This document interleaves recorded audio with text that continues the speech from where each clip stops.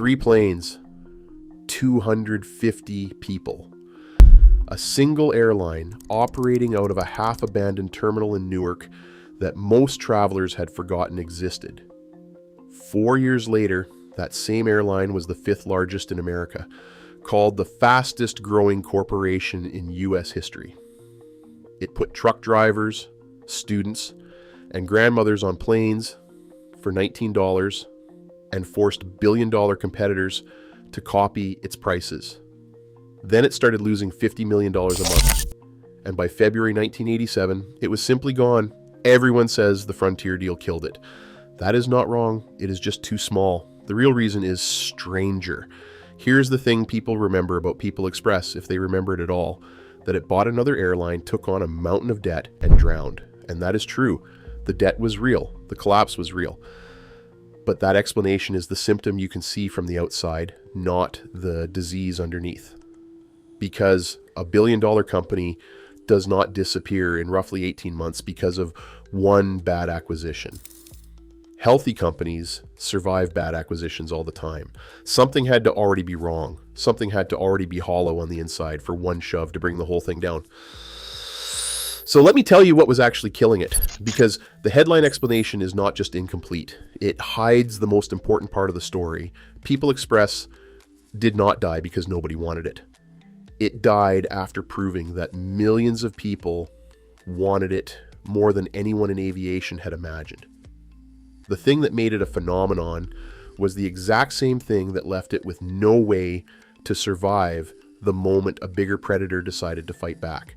And to understand that trap, you have to go back to a man walking out of a job at the top of the industry. In 1980, Donald Burr quit. He was president of Texas International Airlines, working under a tough operator named Frank Lorenzo. Remember that name. Burr was a Harvard MBA, a former Wall Street aviation analyst, the kind of person who could have coasted into a comfortable executive career. Instead, he gathered about a dozen colleagues, walked away, and raised roughly $27 million to build something that, on paper, sounded almost insane.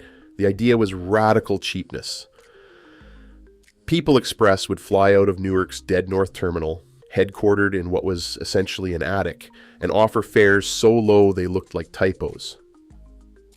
Before the collapse makes sense, but you need to understand one weird rule. You did not really buy a ticket in advance. You got on the plane, and flight attendants walked the aisle collecting cash like a city bus. Your first carry-on was free. A checked bag cost $3. Coffee cost extra. People Express was the first U.S. airline to charge you separately for your luggage, the first to strip flying down to the seat and nothing else. It launched on April 30th, 1981, with 3 Boeing 737s flying to Buffalo, Columbus, and Norfolk. And here's where almost everyone misreads what this company actually was. It looked like a budget gimmick, a cut-rate novelty for cheapskates. It wasn't. It was the first brand new airline born out of the 1978 deregulation that tore up the old rule book, where the government had decided who could fly which routes at which prices. Deregulation blew the doors open. Burr ran through them first. And what he built wasn't really a discount airline. It was a machine for moving people who had never flown before. For $19, $35, prices that legacy airlines charged 2 and 3 times over, flying stopped being something reserved for businessmen and the wealthy. A bus ticket cost about the same. Suddenly a student could fly home. A family could afford to visit relatives across the country. People Express wasn't selling luxury. It was selling access, and the demand was staggering. The growth was almost violent. From 3 cities in 1981, it reached 18 by 1983. It carried its 1 millionth passenger in January 1982, less than a year after takeoff. By 1983, it was flying across the Atlantic to London for $149 one way, and the flights sold out instantly. At its peak, it was moving close to 1 million passengers a month. First half revenue in 1983 alone was around $116 million. For about 3 years, it genuinely looked like Burr had cracked the code that the entire industry had missed. And the inside of the company was just as radical as the prices. There were almost no management layers. Everyone was called a manager. Pilots did customer service work. Customer service staff did other jobs. Cross-utilization, they called it. And every single employee was required to buy 100 shares of company stock. So they all owned a piece of what they were building. It was idealistic, electric, and wildly productive. Business schools wrote case studies about it. The Economist called it the fastest growing corporation in US history. People Express looked like the future of work and the future of flying at the same time. But this is where people get the timeline wrong. They think the collapse started with the Frontier deal in late 1985. It didn't. The first crack appeared while the company still looked like a rocket ship back in the fourth quarter of 1984. People Express posted its first operating loss, about $14 million, even as the headlines still called it unstoppable. They were famous and already breaking at the same time, because the cheapness had a hidden cost, and it was not on the balance sheet yet. It was in the experience. The reservation system could not handle the demand. By 1984, an estimated 6,000 people a day were trying to call People Express and simply could not get through. The phone lines jammed. And because passengers could just pay on board, no-shows were constant. So the airline oversold flights massively to compensate, sometimes by enormous margins. The North Terminal became a scene of chaos. Packed gates, bumped passengers, delays. The nickname spread fast. People called it people distress. This is the moment it stopped being the future and started becoming vulnerable. And it is exactly the moment the Predator arrived. In January 1985, American Airlines launched what it called Ultimate Super Saver fares. And this is the part that matters more than the debt, more than Frontier, more than anything. People Express had exactly one weapon, the lowest price. It had no second weapon, it had no real computer reservation system of its own, and it had refused to pay the fees to be listed in the big systems travel agents used, like American Sabre. So most travel agents literally couldn't book a People Express flight, even if a customer asked for one. American had built something People Express didn't even fully understand. It was fighting. It was called yield management.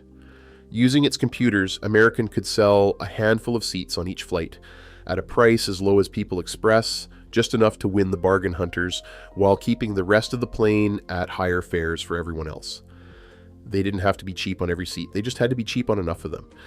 And then they ran ads in People Express markets that read, essentially, you don't have to fly People Express anymore to get these prices. Think about what that did. People Express's entire reason to exist was the cheapest seat. Now you could get that same fare from American on a real airline, with a real reservation system, with service that worked, booked by your travel agent in 30 seconds. People Express didn't lose a price war. It lost a technology war it didn't know it was in.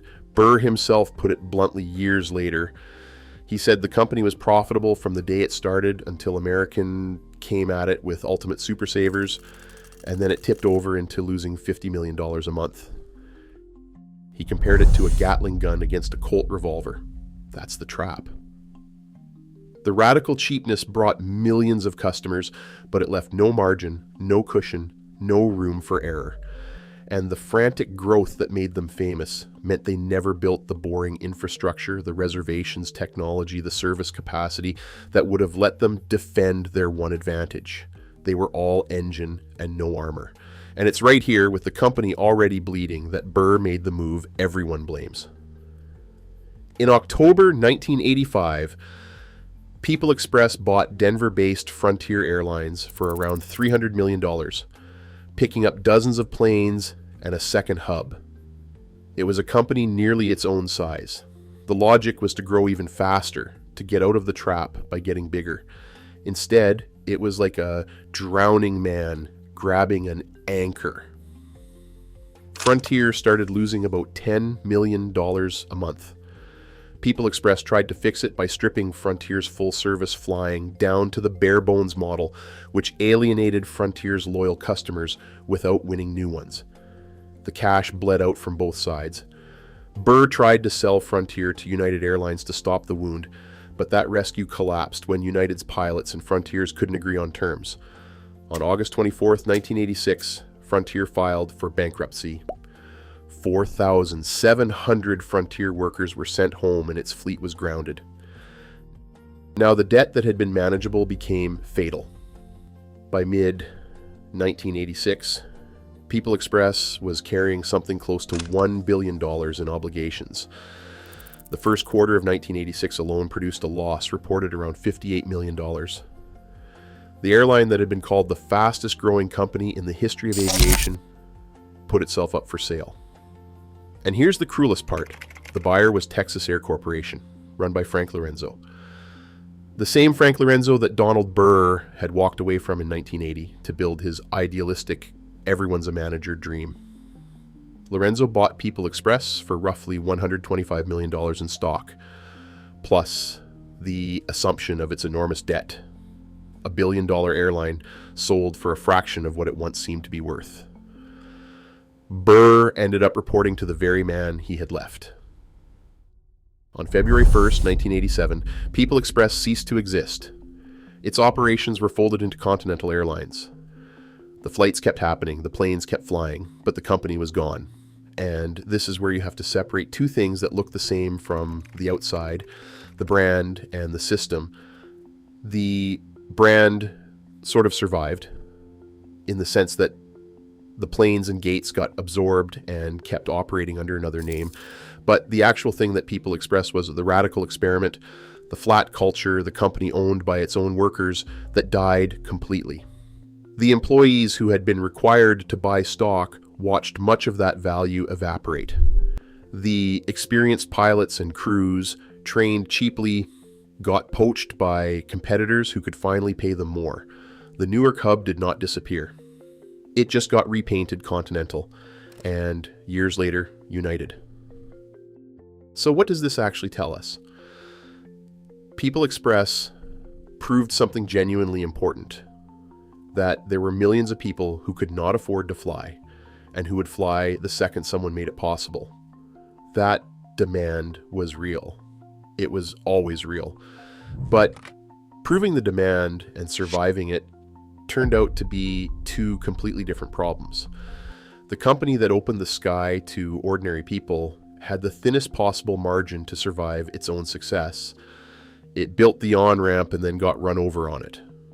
The low fares that made flying democratic left no money to absorb a single hard punch. The breakneck growth that made it a legend meant it never built the systems to protect itself. The very things that made People Express matter were the things that made it impossible to save. If you ever remember the first time someone in your family flew, and it was cheap, and it felt like the future arriving, that was the world this company built before almost anyone else. If a piece of this story stuck with you, subscribe, because next we are getting into another empire that died from the exact thing that made it famous.